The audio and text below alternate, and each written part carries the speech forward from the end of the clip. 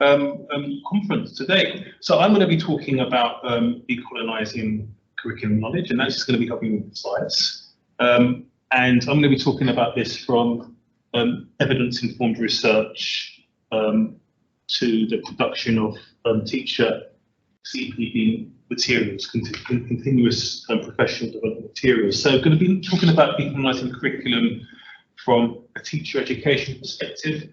Some of the ideas from that will transpose to some of our own disciplines that we work in as well. So we've seen that decolonising the curriculum as a trend in term in education, and this was given greater attention following the huge Black Lives Matters protests during 2020. Where has the term come from? How's it been interpreted? What is happening with this concept in teacher education? So in this presentation, I'm going to offer you some of my responses to these questions. Firstly, I want to give you some interpretations of some seminal moments and figures from the deep colonial movements from past years, because what happened in 2020 is new, past is in the present. Okay? And I'm going to link what happened in 2020 to history in some respects, and that's going to lead to my interpretations of the concepts such as whiteness, Eurocentrism, Afrocentrism, and anti-racism applied through a range of theoretical lenses.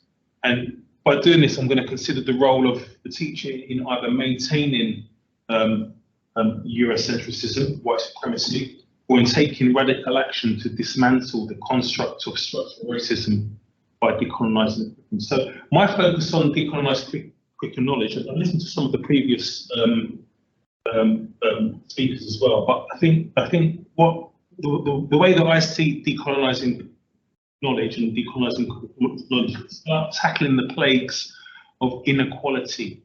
And through I think the second presentation, the element of inequality that was being spoken about there was patriarchy. Okay, in that respect. Okay, another element of inequality, classism, racism. Decolonising the curriculum aims to tackle the plagues of those aspects of inequality that hold power and chain people to the ground in some respect. So my focus is on race and whiteness in that respect. I'm going to turn, after sort of giving you some discussions about what's happening in education, I'm going to turn to how some of my evidence-informed research has led to professional bodies generating their own CPD materials to disseminate amongst their teachers to be activists in decolonising the curriculum in that respect. So I've worked with the Chartered College of Teaching through my research, and they've now created some brand new materials which they're using to train teachers to bring much more of a decolonial perspective to classrooms, but also a much more inclusive approach to teaching and learning as well. So next slide. Yeah, there is. Nothing of great significance has changed for Black people in the Western world and across Europe, in particular the past 500 years, since the displacement and the recent current waves of migration from the African continent. Black people, generation after generation, remain in a decolonial time warp, fighting for their human rights in the racist Western system. From UK perspective, I see this through the decolonial struggles of the 19th century slave rebellions across the Caribbean, particularly in Jamaica, led by Sam Sharp and Paul Bogle. These were in fact Black Lives Matters anti-racism protests. I see this reoccurring as a part in the present following the mass migration of known as the Windrush generation. 20th century inner city risings during the 1980s across England were also Black Lives Matters anti-racism protests. So what happened in 2020 is just a replication of what's happened in the past. Nothing's changed very much. Black people caught in a time warp, but to some extent white people as well in a cultural reproduction of racism were in that time warp as well. Okay?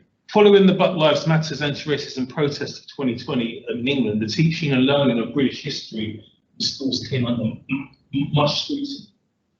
Okay? So as a Black British born man, a former school teacher, former deputy head teacher, now a teacher, educator and researcher, I'm interested in how Black British experiences and narratives can be used in transforming opportunities for all in history, curriculum, teaching and learning.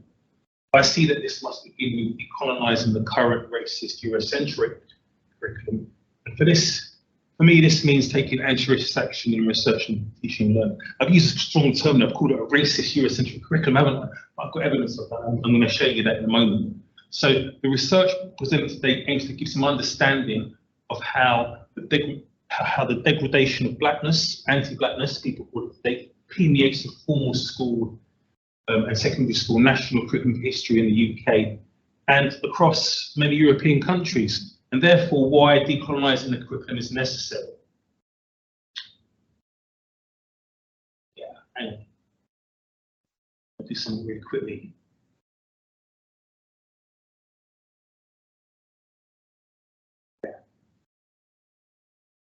I'm so well, wasn't it? Just a second. Oh, I see what I've done. Silly me. This one. Yeah, that's the better one. Right, so next slide. You got next slide. Yep, there you go. So calls for changes to the Conservative government's education policy in national history became louder through public petitions presented and debated in UK Parliament following the Black Lives Matter's anti-racism process. I think over 250,000 people signed a public petition concerning the need for explicit teaching and learning in schools about Britain's cultural diversity as part of the national curriculum, particularly through Black British history. It's true, it's out there. I spoke at Parliament about it as well. Okay, and I was, it wasn't listened to. However, these wishes presented by 250,000 people were snubbed. They were snubbed by the former Schools Minister Nick Gibb and the former Education Secretary Gavin Williams. They insisted that the education policy, which I claim to be racist, and I'm going to show you why in a minute, they claim that the educational policy that was written in 2013 is broad and balanced and flexible enough to include all histories in that respect. All right.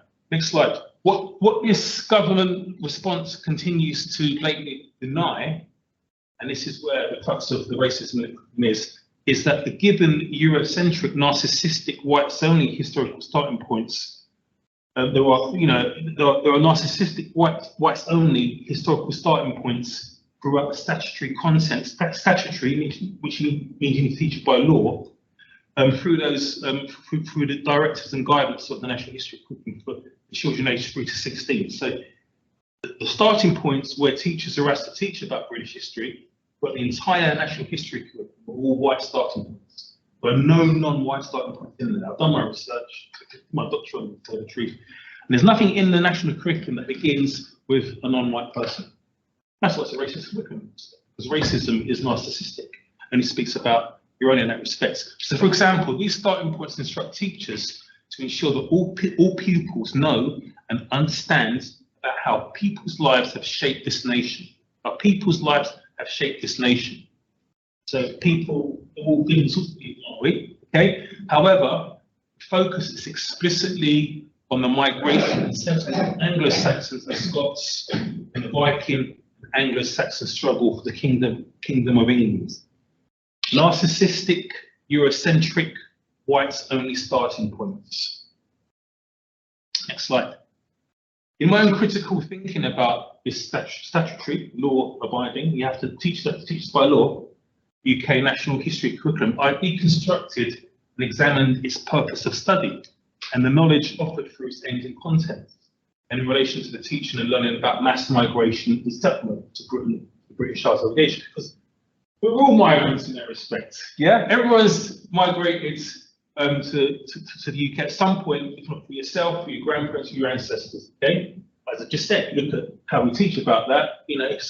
It's all white. It's not non-white. So I began this study some time ago when I was working as a primary school teacher, and this was quite a while ago. Okay, so this was I finished primary school teaching in 2013, but I started this, as I said, this was part of my doctorate a long time ago.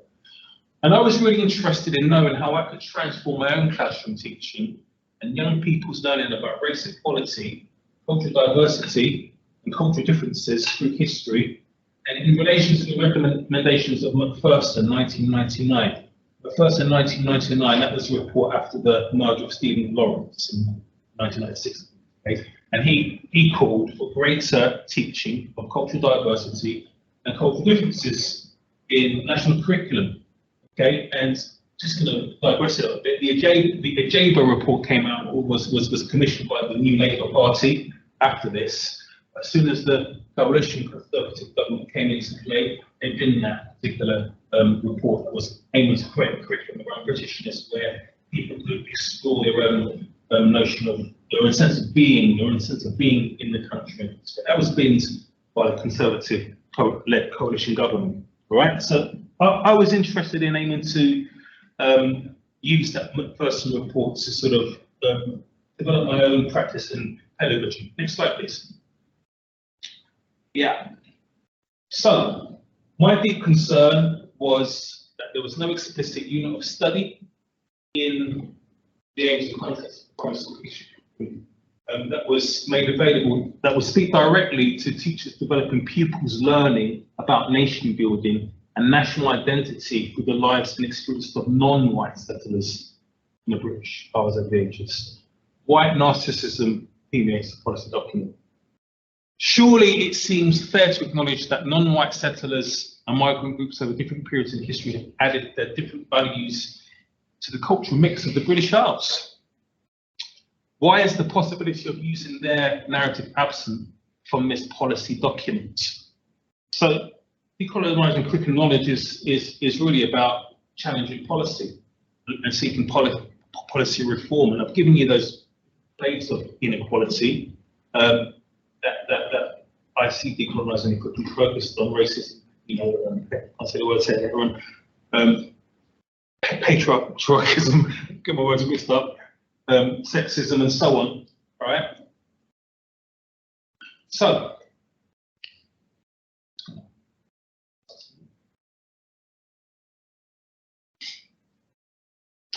next slide, please.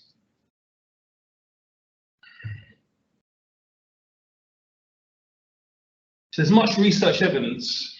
There's much research evidence from the UK and from European scholars as well, as you can see from this slide, which speaks to the epistemic oppression occurring to young minority ethnic group non-white learners in their engagement with dominant Eurocentric history curriculum, particularly in the secondary school education. Therefore, to decolonise the curriculum is to identify and to prevent epistemic violence being inflicted, knowledge violence being inflicted on the learner in the receipt of statutory imposed knowledge, and in this case, the narcissistic, monocultural, Eurocentric historical epistemology. Next slide. So my research is in this book, Decolonising the History of Eurocentrism in Primary School, and published in 2020, and it offers evidence-based academic research and a detailed, rigorous examination of why and how white-only curriculum direction and guidance continues to dominate statutory content directives and guidance of the UK school history curriculum, because it's hegemonic. In short, this is to support the cultural reproduction and communication of a narcissistic, Anglocentric national narrative as a perpetual source of national identity. Brainwashing, respect for a fixed ideal of nation as unknown, as the only reality, right? A regurgitation of a particular narrative to create a sense of order, perhaps. Okay, in some respects, a sense to create assimilation of non-white people to a particular national narrative, so that they toe the line as to what it means to be British. It's a narcissistic view of nation and national identity. It's been manufactured. It's been imposed upon all British citizens by a neoconservative government. And this narcissism is reinforced in their educational policy, the national history curriculum. Next slide, please. In my book, I discussed how a transformative, critical, multicultural approach to education can dismantle the dominance of monoculturalism in education and dismantle the dominance of Anglocentric narcissism of current curriculum knowledge. Transformative, critical, multicultural approach to education, teaching and learning helps teachers to understand concepts and issues from a wider range of ethnic and cultural perspectives. I'm aware knowledge is not culture-free, rather constructed through the perspectives of those who have power.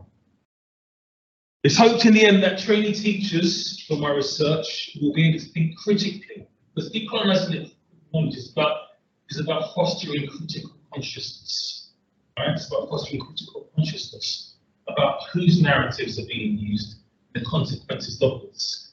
Change the basic assumptions of this, to change the basic assumptions of the existing dominant cultural curriculum. So therefore, transformative critical multicultural education means centering teaching and learning through alternative narratives of marginalized minority groups in society. Does it mean dismissing the dominant narrative at all? We're not dismissing that, it's there, but there are other narratives that we can fuse together to learn from to advance knowledge. Next slide, please. So this is what the reason why I've done this is because the most recent UK teaching force census shows that 88% of the teaching population in England and Wales is white British. In my research, I worked with 21 white British trained teachers. I asked them many questions, but a significant question I asked them was, what does British history mean to you? What does British history mean to you? What does it mean to you in the room? But what does it mean to these 21 white British trainee teachers? And the data which I received uncovered stark impact of their own education, their socialisation in terms of who they interacted with, and the families as heavily influential in framing their thinking and sense of knowing about themselves and British history, as starting points for teaching about British history in a primary school classroom. So the responses given by these white British trainees were generally regurgitation of the past and present national history curriculum, i.e. the Anglo-Saxons and the Vikings, that's what British history meant to them, the Tudors, the Victorians, World War II, the Victoria, all very much narcissistic, Anglo-centric history, okay?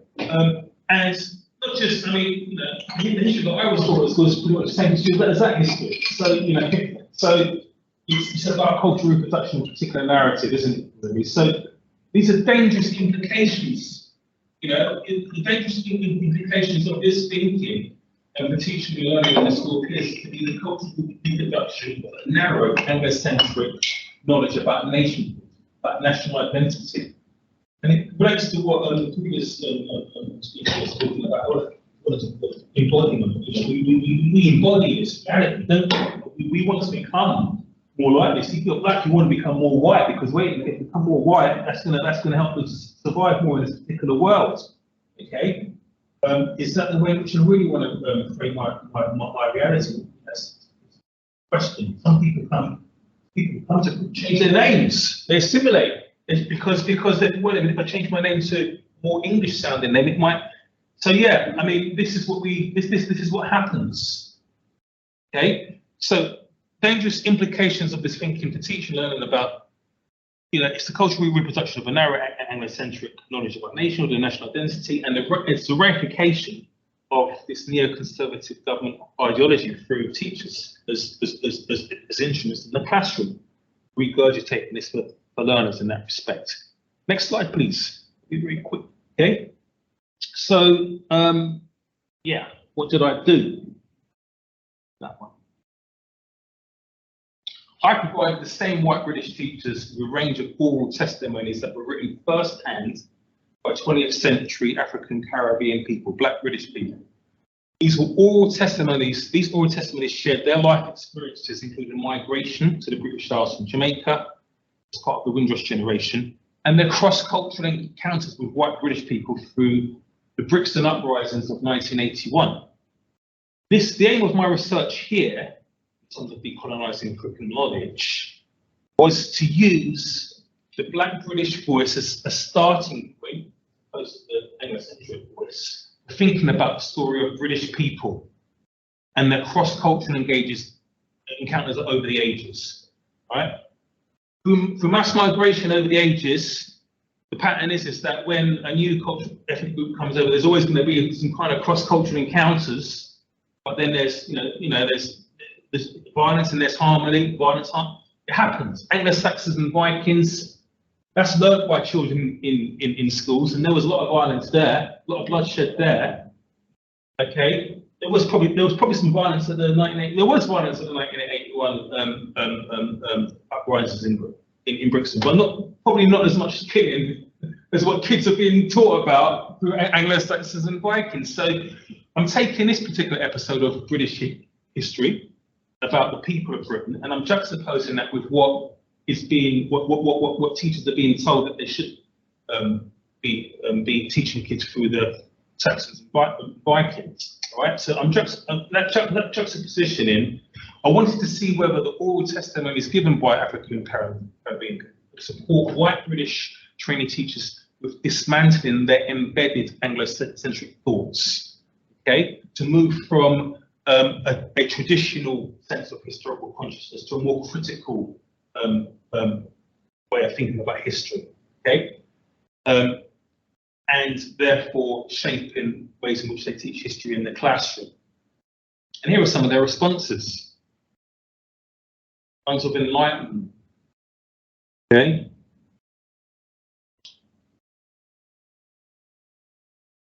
So you've got the chance to contrast, which with the current curriculum knowledge, you don't have the chance to contrast. But when you bring new alternative versions, challenge to decolonize that knowledge, you've got the chance to contrast, to piece together to advance learning. So the training teachers, the white British training teachers, were shifting from a traditional form of historical consciousness to a more critical form of historical consciousness about the story of Britain's past over the ages. And one particular teacher said, right, policy in the future, we're going to need to have multicultural perspectives within the curriculum if we are to be teaching in a more equitable way in the classroom. So next slide, please. I've shifted another bit. Yeah, go on. Go for the next one. Yeah, that's the one about we need to have more multiple perspectives within the classroom. Right. So this is some of my raw data. And the next slide, please. Okay. So what I found, what I'm arguing is that teachers and trainees must be empowered to engage in research and look at questions debate of the what and the why of curriculum interpretation. By curriculum, I mean policy. We all work with policy in our professions, don't we? That is being as a curriculum. And respect that is knowledge that's being asked to deliver in our practices. But we don't want to just be curriculum makers. We need to be critical curriculum thinkers. So for teachers actively evaluating the educational worth of statutory contents and directives of policy that we are working with. I see this is where much of the power lays with possibility in decolonising and diversifying history curriculum, but in decolonising and diversifying our own curriculum, our own policies in terms of what we work with. There. I can just right. Next slide, please. However, there have been some challenges, of course, to this sort of work. You know, the media. I mean, I think even decolonising the curriculum was on breakfast TV a few years ago during just after the Black Lives Matters anti-racism discussions. It's become mainstream, debated in the media. I was asked to come to Parliament to talk about it as well. But it's been ridiculed by some people in positions of power. A lot of black Conservative MPs were asked by Boris Johnson to stand up to this as well. For example, Conservative government ministers were all efforts, were basically got involved in these culture wars, and this is what happened. You had people like, for example, get this slide up. What's his name? Kwasi Kwarteng, for example. Here it is. Kwasi Kwarteng and Kemi Badenoch in particular have been thrusted on the dominant white British Conservative government stage to ridicule the term and they've associated the theory with whiteness and critical race theory. But they're just theories. Whiteness is a particular way of aiming to unpick power and the place of racism in society. The critical race theory in a similar way, but these particular terms have been used by the media, by Conservative government to ridicule activism around decolonising the curriculum. Next slide, please.